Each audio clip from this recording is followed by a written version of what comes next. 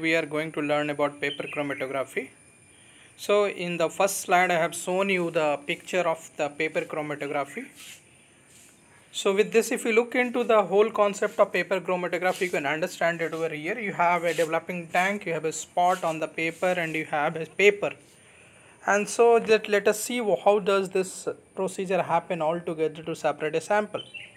So paper chromatography was very initially reported by a scientist called Christian Friedrich, and he proposed that PC or paper chromatography is a very simple technique used in the chromatographic for the separation of the compound, which can be further used for isolation, identification and quantitative analysis for both organic and inorganic compounds. So analysis of unknown compound is the main purpose of doing a paper chromatography. It is carried out mainly by the flow of solvent on a specially designed filter paper. And if you look into this filter paper or paper chromatography, basically it is of two types. It is a paper adsorption chromatography and paper partition chromatography. So paper adsorption chromatography, if you just talk about paper adsorption chromatography, it's the absolute method which is not used much, and where the principle is adsorption. But which is most used in the paper chromatography is a paper partition chromatography, and where the principle is partition rather than adsorption. So why does it act as why does the principle is partition here? Because unless there is no stationary phase as a liquid, there will not be partition. So the paper, the moisture present in the paper itself act as a stationary phase here, and the mobile phase which you are using creates a partition between this. So the principle is partition here. So moisture or paper present in the pores of cellulose fiber present in filter paper act as a stationary phase, and another mobile phase is used as solvent. In general, PC is paper chromatography. So principle of separation we have discussed about that. Look into the practical requirement. If you look into the practical requirement for the paper chromatography, you need a stationary phase, which is basically a paper, and moisture present in the paper. And the other is application of sample, mobile phase, development technique, and detecting or visualizing agent. So stationary phase used here is a Whatman filter paper of different grade, which is number 1, number 2, number 3, and so on so forth.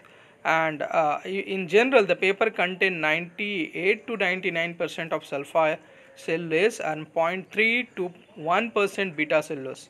And what are the factors which affects the choice of paper? So it is based on the nature of your sample which you are separating. It is based on the solvent which you are using. It's based on the purpose what you are doing for it. It is for quantitative analysis or qualitative analysis, or based on the thickness of paper. It's all governs what are the factor which governs the choice of your paper for separation here. So types of paper, there basically you have a modified paper, hydraulic paper, and a hydrophobic paper, which insert, if you look into the hydrophilic and hydrophobic papers, there is a chemical modification done within the cellulose group present in the paper. So how do we prepare? Preparation of paper, we cut into a particular shape depending upon how many samples are there, and how many mixture is present in the spot. That designs the length and the width of the paper.